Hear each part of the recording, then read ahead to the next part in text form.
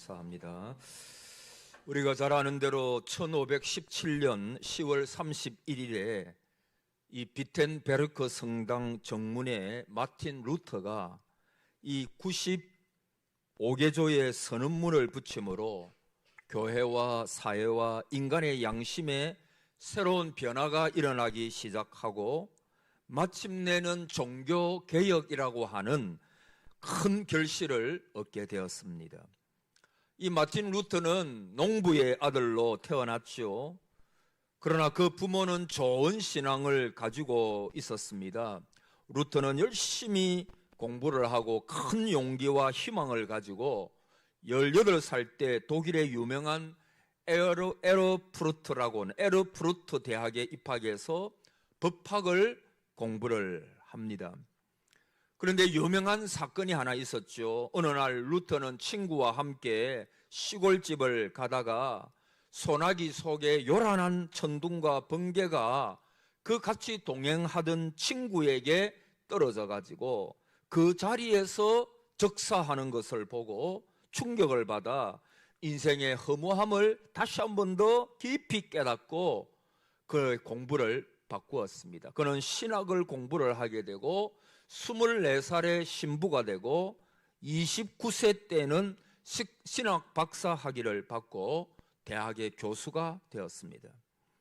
그때 당시에 전쟁이 오래 있었기 때문에 세금은 그치지 않고 사회적으로는 무서운 패스트와 같은 전염병으로 많은 사람이 죽고 로마 교양청은 성 베드로 성당을 오래도록 웅장하게 짓고 있는데 많은 부채가 있고 헌금은 말라 있었습니다.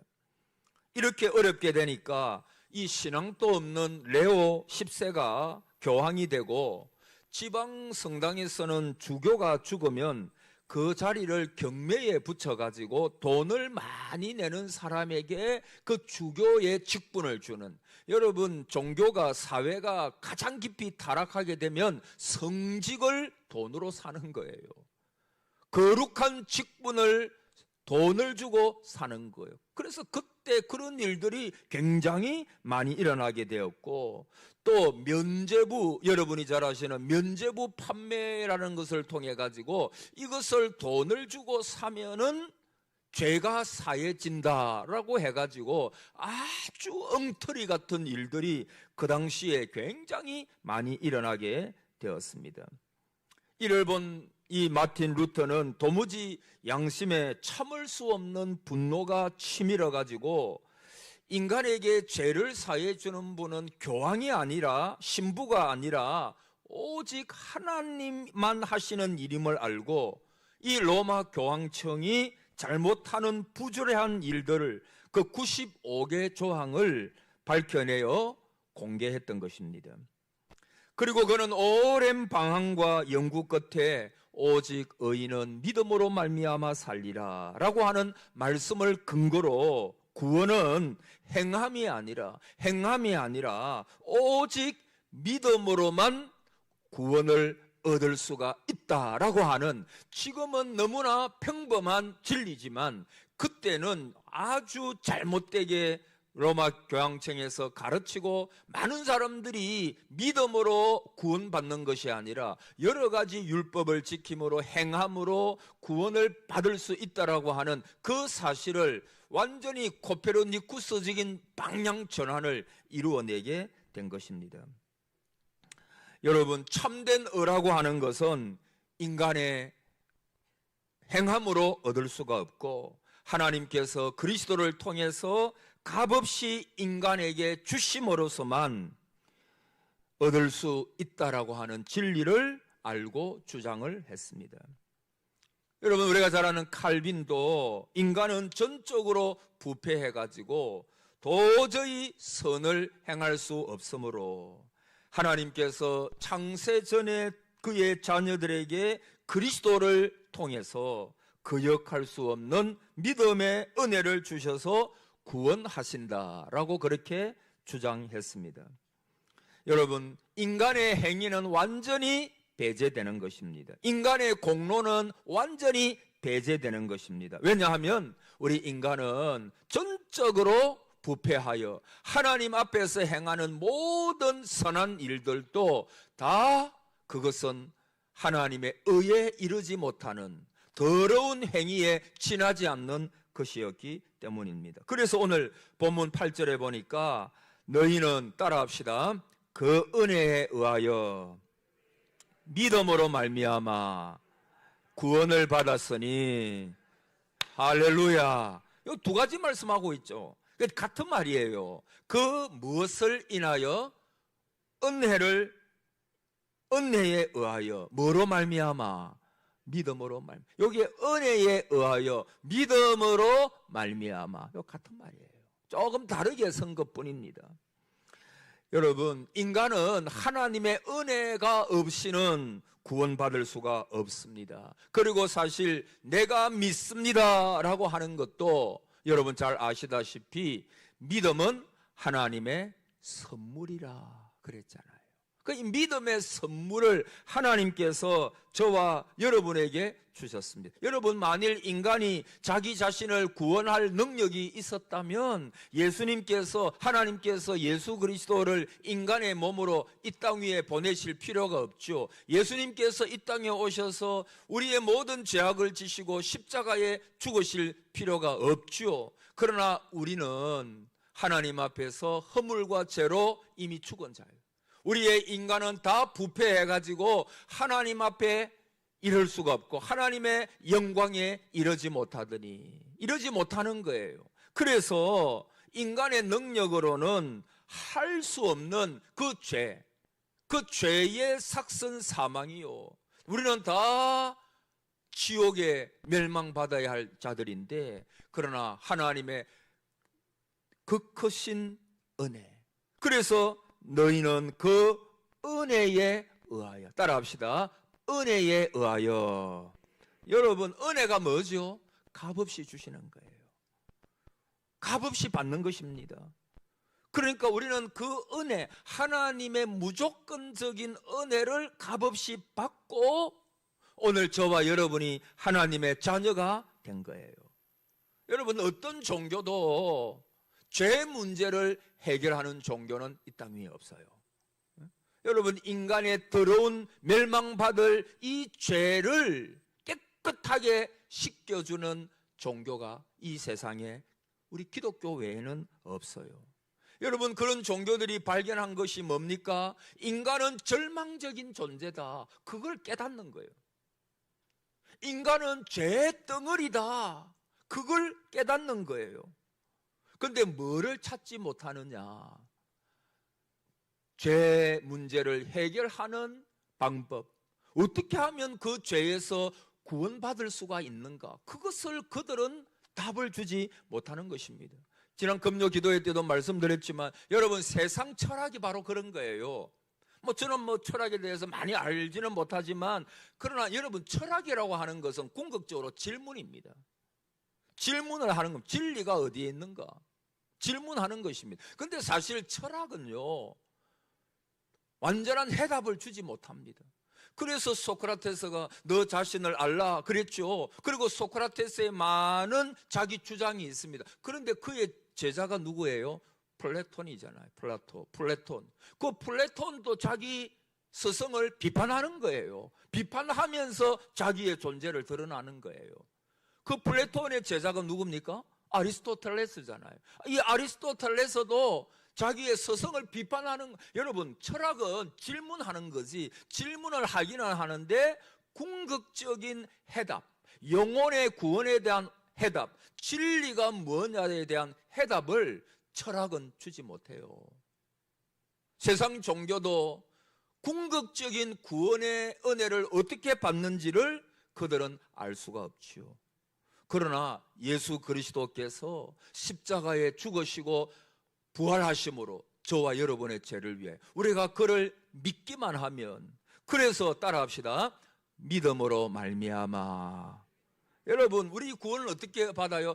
하나님의 그 은혜를 인하여 뭐로 말미암아? 믿음으로 말미암아. 그래서 여러분, 갈라디아서 2장 16절, 사람이 어렵게 되는 것은, 구원받는 것은 율법의 행위로 말미암음이 아니요 오직 예수 그리스도를 믿음으로 말미암는 줄을 알므로 우리도 그리스도 예수를 믿나니. 할렐루야. 오늘 저는 여러분에게 묻습니다. 예수 그리스도를 믿습니까? 그분을 나의 주 나의 하나님으로 여러분의 인생에 받아들였습니까? 그러면 여러분은 구원받은 자입니다. 이 구원에 대하여 의심할 필요가 없습니다. 제가 전에 말씀드렸잖아요. 여러분이 진정으로 하나님 아버지, 예수 안 믿는 사람들은요, 하나님을 향하여 아버지, 죽었다 깨어나도 못합니다. 하나님이 내 왜 아버지냐고. 근데 여러분은 오늘 교회 나오셔가지고 그렇게 기도하신 분이 많을 거예요. 먼저 예배 전에 이 본당에 들어오셔가지고 기도하시면서 하나님 아버지, 지난 한 주간 또 지켜주시고 뭐 이렇게 기도하셨습니까? 그리 많이 기도하시잖아요. 저도 새벽이나 언제나 주의 앞에 나오면 아버지 하나님, 아들이 왔나이다. 옛날에 그렇게 기도 안 했는데 하도 우리 강도사님이 아들이 왔나이다, 딸이 왔나이다 해가지고 그게 좋아 보여가지고 저도 아들이 왔습니다. 딸이 왔습니다. 나는 딸은 아니고 아들이니까 하나님 당신의 사랑하는 아들이 왔습니다. 아버지. 그러면 마음이 얼마나 좋아지고 평강이 오는지 몰라요. 한번 따라해 보세요. 하나님 아들이 왔나이다. 아들만 따라하세요. 하나님 아들이 왔습니다. 자, 딸 따라하세요. 하나님 딸이 왔습니다. 딸이 낫기는 낫네, 소리가. 여러분, 갈라디아서의 중요한 구절, 성경의 핵심적인 구절이 뭡니까? 사람이 어렵게 되는 것은 율법의 행위로 말미암는 것이 아니요 오직, 이거는 너무나 평범하지만 또 설교합니다. 또 여러분에게 반복합니다. 따라합시다. 예수 그리스도를 믿음으로 말미암아. 이게 성경의 핵심이에요. 요한복음 3장 16절, 하나님께서 우리를 사랑하셔서 독생자를 주셨으니 그 독생자를 믿으면 영생이 있고, 아들이 있는 자는 영생이 있고, 아들이 없는 자는 어떻게 돼요? 멸망이에요. 여러분, 성경의 핵심은 간단한 겁니다. 믿으면 구원. 그래서 옛날에 최건능 목사님은 뭐라고 외쳤다 그러죠? 예수 천당, 불신 지옥. 여러분, 그거 정확한 거예요. 그래서 뭐 우리가 나가가지고 막 스피커 들고 예수 천당 그래 할 필요는 없지만, 그러면 요즘은 더 이렇게 기독교에 대해서 안 좋게 볼 수 있으니까. 그러나 여러분, 그것은 기독교의 핵심을 말한 거예요. 예수 천당, 예수 믿으면 천국이고 영생이 있고 구원받고, 안 믿으면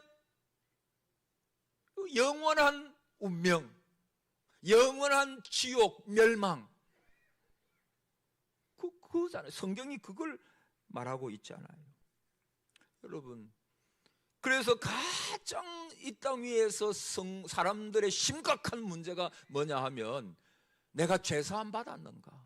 나는 정말 죄사함 받은 확신이 있고, 나는 구원의 확신을 가지고, 좀 더 강하게 말하면 내가 오늘 하나님의 부르심을 받을지라도 나는 하나님 앞에 설 확신이 있는가?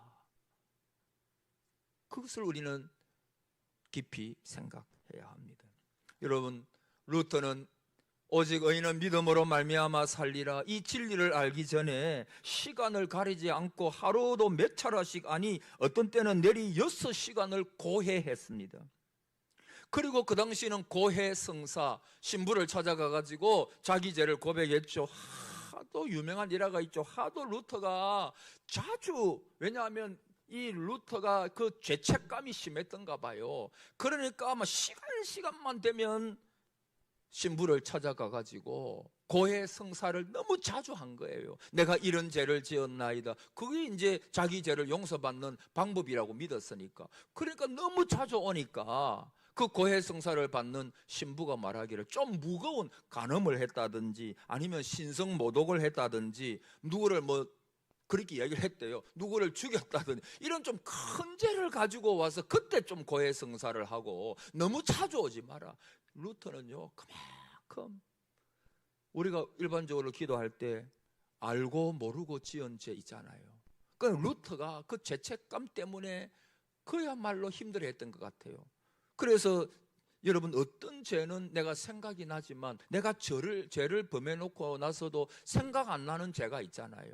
그러니까 그 죄가 있으면 루터는 어떻게 믿었습니까? 그 죄 때문에 나는 하나님께 용서받지 못하고 지옥 갈 수밖에 없는 그 죄인이다. 루터는 그렇게 생각한 것입니다. 그러나 이 루터는 오직 의인은 믿음으로 말미암아 살리라. 오늘 본문에 너희는 그 은혜에 의하여 믿음으로 말미암아 구원을 받았으니, 이 말씀을 읽고 천국문이 내 앞에서 환하게 열림을 경험했다라고 그는 이야기를 합니다. 여러분, 우리가 잘 아는 대로 예수님의 비유 가운데 왕의 혼인잔치 비유가 있지요. 어떤 임금이 자기 아들을 위하여 큰 혼인잔치를 베풀었습니다. 모든 것을 다 준비하고 종도를 보냅니다. 초청한 사람들을 다 오도록 했습니다. 그런데 하나같이 이 핑계 저 핑계를 대고 오지를 않지요. 그 소리를 듣고 왕이 너무 노해가지고 종들에게 명령하기를 너희들은 길거리에 나와가지고 모든 사람들을 다 데리고 오너라. 다 데리고 오너라. 그렇게 해서 내 잔치집을 가득 채우라. 이 종들이 주인의 명령에 순종하고 그렇게 해서 잔치집이 가득 찼어요. 왕이 손님들을 영접하기 위해서 잔치 석상에 나타납니다. 그런데 가만히 보니까 모든 손님들이 다 뭘 입고 있어요? 예복을 입고 있어요. 근데 딱 한 사람이 예복을 안 입고 있으니까 눈에 띄죠. 옛날은 요즘과 좀 달라가지고 이 옷이 그렇게 흔하지 않았대요. 그래서 많은 사람들이 남루한 옷을 입은 사람들이 많았답니다. 그래서 왕궁이라든가 큰 부자가 잔치를 베풀 때는 주인이 손님들을 위해서 예복을 미리 준비를 한대요. 그래서 예복을 다 준비해놨지 않겠어요? 그래서 나온 모든 사람들에게 다 예복을 나누어주고 그 사람들이 예복을 입고 그 잔치에 참여합니다. 근데 그 예복을 입지 않은 한 사람, 왜 그 사람이 예복을 입지 않았을까요? 아마도 그 사람은 거부했을 수도 있을 것입니다. 내가 뭐 오고 싶어 온 것도 아닌데 왜 거추장스럽게 그 예복을 입어야 합니까? 지금 내 옷차림이, 내 옷이 가장 편합니다 하면서 거부했을 거예요. 주인이 그 예복을 입지 않은 사람에게 가서 묻기를, 아니 다른 사람은 다 돌아올 때 예복을, 깨끗한 예복을, 내가 준비한 예복을 딱 입고 왔는데 왜 너는 예복을 입지 않고 앉아 있느냐? 유구무원이지요. 할 말이 없습니다. 그리고 왕이 노해가지고 종들에게 수족을 결박하고 바깥 어두운 데로 내어 쫓아라. 거기서 이를 갈며 슬피 울 것이다. 그렇게 이야기를 하죠. 결국은 그 사람은 지옥불 속에 던져졌다는 그 이야기입니다. 여러분, 이 비유의 핵심이 뭡니까? 주인이 주신 예복, 그 예복은 오늘 본문 말씀을 통해서 우리가 아는 것이 뭐죠? 하나님께서 저와 여러분에게 허락하신 의입니다. 의. 하나님께서 우리에게 주시는 의. 여러분, 그래서 우리가 예수 그리스도를 믿고 나면 이중전가라 그러죠. 신학적으로 이중전가가 일어나요. 예수 그리스도의 의가 우리에게 다가오고 내 죄가 그리스도에게 가고, 이 전가되어지는 거예요. 내 죄가 예수님께, 그리고 예수님의 의로우심이 나에게. 그 이중전가예요. 믿음으로 말미암아. 여러분, 오늘 저와 여러분이 오직 의인은 믿음으로 말미암아, 구원도 믿음으로 말미암아. 여러분, 우리의 삶도 세상에 보이는 것으로 사는 것이 아니고 믿음으로. 그래서 오늘 여러분, 오늘 이 예배가 믿음으로 드리는 예배가 되기를 바랍니다. 여러분, 기도도 아까 장로님이 기도하실 때 여러분 아멘 아멘 하셨잖아요. 믿음의 아멘, 믿음으로 드리는 우리 공동체의 기도가 되기를 바랍니다. 찬송도 마찬가지예요. 찬송도 우리가 찬송을 부르고 우리를 대표해서 우리 찬양대가 그 준비한 찬양을, 아름다운 찬양을 하나님 앞에 우리를 대표해서 올려드릴 때 오늘 찬양도 얼마나 은혜로웠습니까? 처음에 어떻게 시작해요? 갑자기 잊어버려요. 날마다 제 최애 복음성 중에 하나, 제가 사랑하는 복음성 중에 하나거든요. 찬송은 주 안에 있는 나. 제가 옛날에 결혼식 하고 나서 아버지가 섬기시는 옛날에 금정로 교회, 우리 집사람이 다녔던 마산 3일교회 가가지고 찬양하라 해가지고, 요즘은 뭐 복음성 많이 하는데 그때는 이 찬송가를 많이 해요. 그때 한 찬양이 뭐냐면 주 안에 있는 나에게. 이 다 옛날 어른들이, 제가 어릴 때부터 어른들이 부르는 찬양을 많이, 아침 해가 돋을 때 만물 신선함같이 내 영혼이 은총 입어 중한재짐 벗고 보니 슬픔 많은 이 세상도 천국으로 바꾸어진다 하하도다. 이런 찬양을 옛날에 어른들이 많이 부르니까 저도 그 찬양을 많이 듣고 자랐으니까 요즘 복음성도 참 좋지만 옛날 그 찬송들이 너무 기억에 많이 남아 있어요. 여러분, 우리가 찬송을 드릴 때도 하나님 앞에 믿음으로 드리시기를 바랍니다. 거기에 찬양의 역사가 일어날 줄을 믿습니다. 사도 바울이 신라가 감옥 속에서도 믿음으로 감사함으로 찬양할 때 옥문이 열리고 진동하는 그런 역사가 일어났잖아요. 여러분, 믿음으로 천국을 가는 거예요. 믿음으로. 그렇지 않아요? 여러분, 결국 인생은, 우리 이효리라고 여러분 아시잖아요. 이 친구가 국민대학교 연극영화과를 나왔는가 유튜브를 우연히 보는데 요번에 졸업식 축사인가 그래 했더래요. 그래서 가만히 들어보니까 아주 뭐 좋은 축사를 하더라고요. 그래서 마지막에 노래도 한번 탁 부르고, 그래서 그 졸업식 그 분위기가 굉장히 살아나요. 근데 하나 조금 제가 그거 들으면서, 인생은 독고다이다 그러더라고. 인생은 독고다이가 뭔지 아세요? 내가 그냥 아무도 믿지 말고 나만 믿고, 그래서 인생은 외로운 거다. 독고다이 맞아요. 독고다이 그런 거죠. 아닙니까? 인생은 나 혼자 사는 거다. 누구도 믿지 말라. 너 자신을 믿어라. 그거는 내가 동의를 못해. 왜 이효리 씨가 그 이야기를 하는가는 나는 알 수 있어요. 세상이 얼마나 험한지 누구 믿을 사람 없다는 거예요. 여러분, 나 자신을 믿으면 어떻게 돼요? 이효리 씨 하는 말의 의도는 제가 알겠지만, 그러나 조금 더 나아가서 그래도 내 자신을 믿는다고 절망뿐일 건데 하나님을 의지하지 아니하고 이 험한 세상을 어떻게 살라고 저렇게 이야기를 하지? 그런 생각도 많이 들더라고. 여러분, 하나님을 믿음으로 우리가 천국도 가는, 여러분, 우리가 마지막에 정말 인생의 고독한 순간이잖아요. 마지막 순간에 저는 죽기 싫어가지고 몸부림치는 분들도 봤어요. 많은 무신론자들 죽기 직전에 그야말로 두려움에 사여가지고 공포에 사여가지고, 아마 여러분 들은 분도 많겠지만 이 예화만 하나 하고 마치겠습니다. 김진홍 목사님이라고 여러분 아실 건데, 이 김진홍 목사님에게는 4살 위에 형님이 한 분 계셨대요. 그 김진홍 목사님 간증을 제가 대신 이렇게 듣고 하는 것입니다. 그 4살 위에 형님이 한 명 있는데 그 정신질환을 알았대요. 정신분열증을 오래 알았답니다.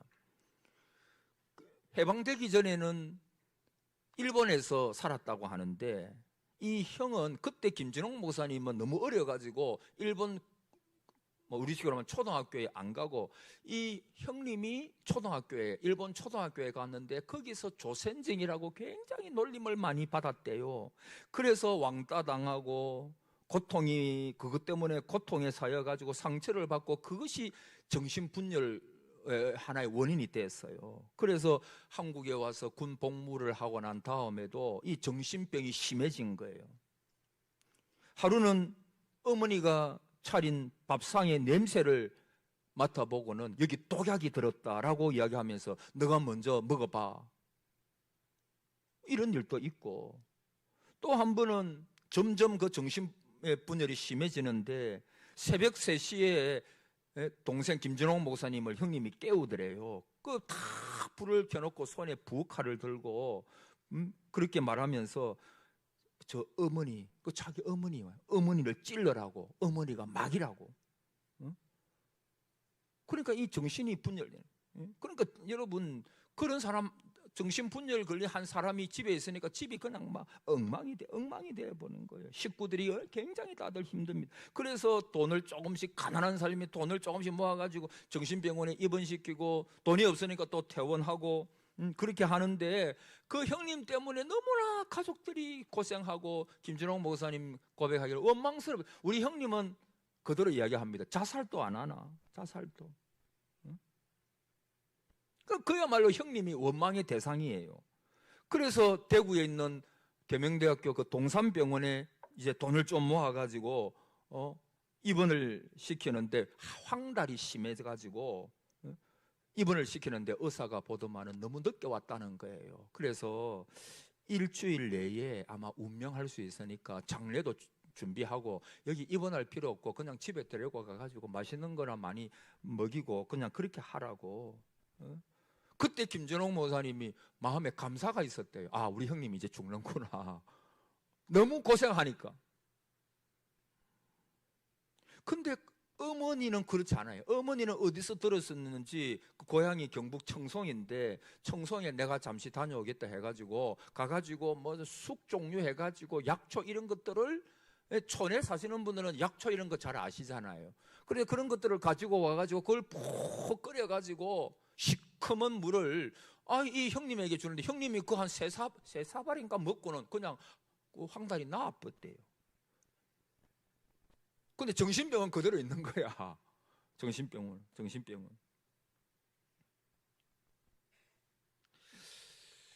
그런데 이 형님이 한 번은 그 예배도 드리고 하는데 이 형님이 한 번은 시간이 조금 흘렀겠죠. 내가 예배를 한번 인도를 하겠다고, 예배 인도를 하겠다고.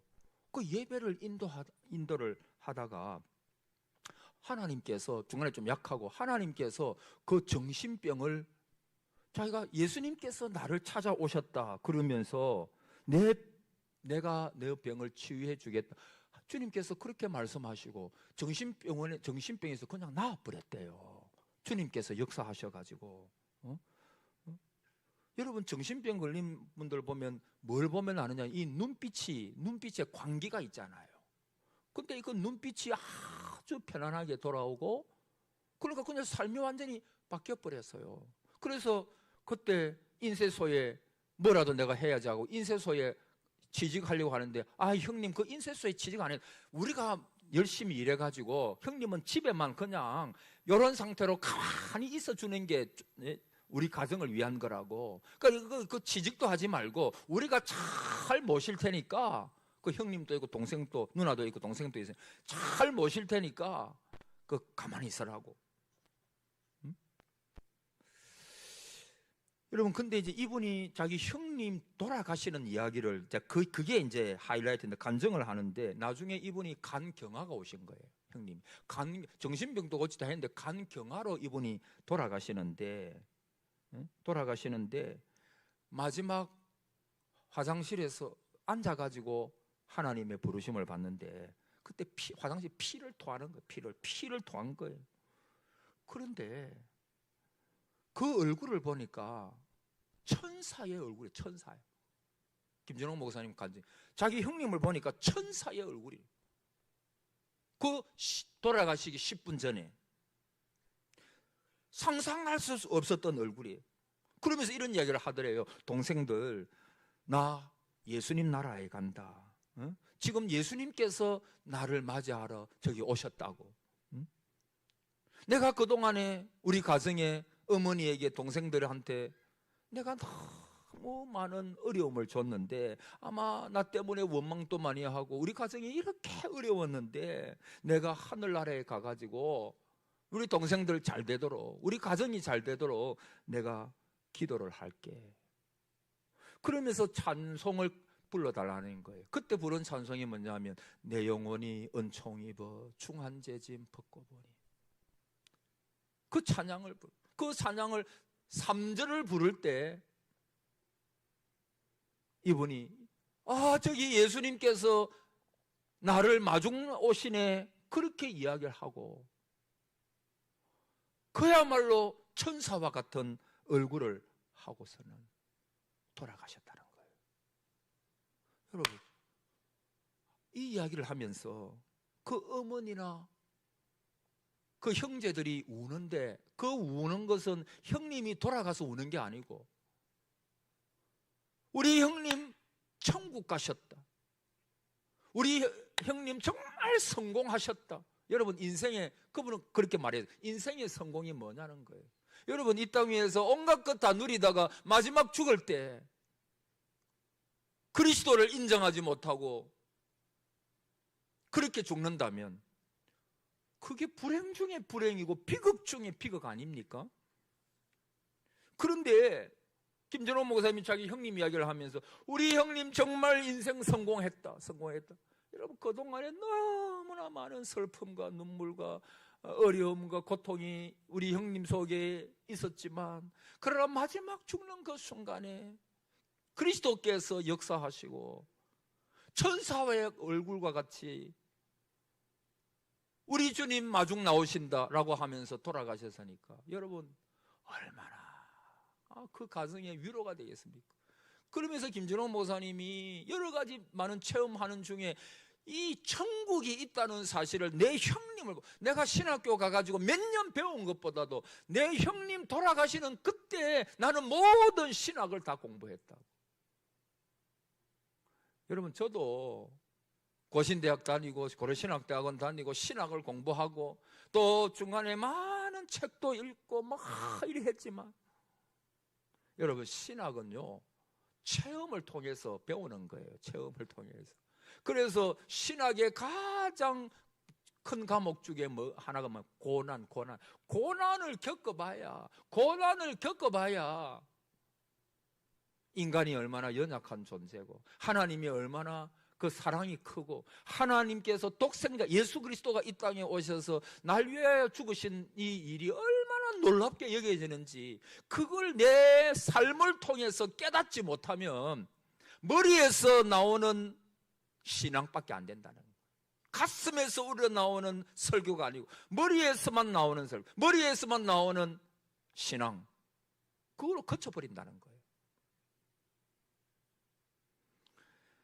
여러분 믿음으로 말미암아 천국 가는 줄을 믿습니다. 천국 가는 것도 내가 믿음으로 가는 거예요.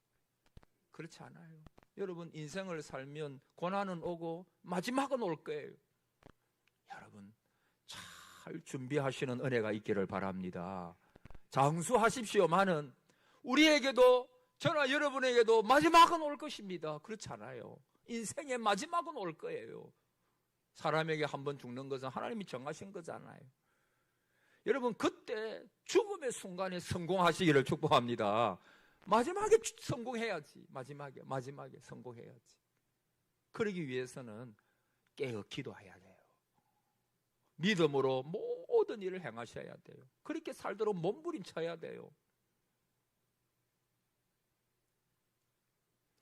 사랑하는 성도 여러분, 하나님의 선물을 우리가 믿음으로 구원을 받았습니다. 그리고 이 땅 위에서도 믿음으로 사는 은혜가 있기를 바라고 마지막에 우리가 하나님의 부르심을 받을 때에도 하나님 내 일생 동안 나를 지켜주시고 내가 천국 가는 것도 주님께서 나를 나의 손잡고 천국으로 인도하십니다. 고백하면서 그렇게 산다면 우리는 모든 것을 가진 자예요. 모든 것을 가진 자입니다. 이 은혜가 저와 여러분에게 있으시기를 축복합니다. 아멘.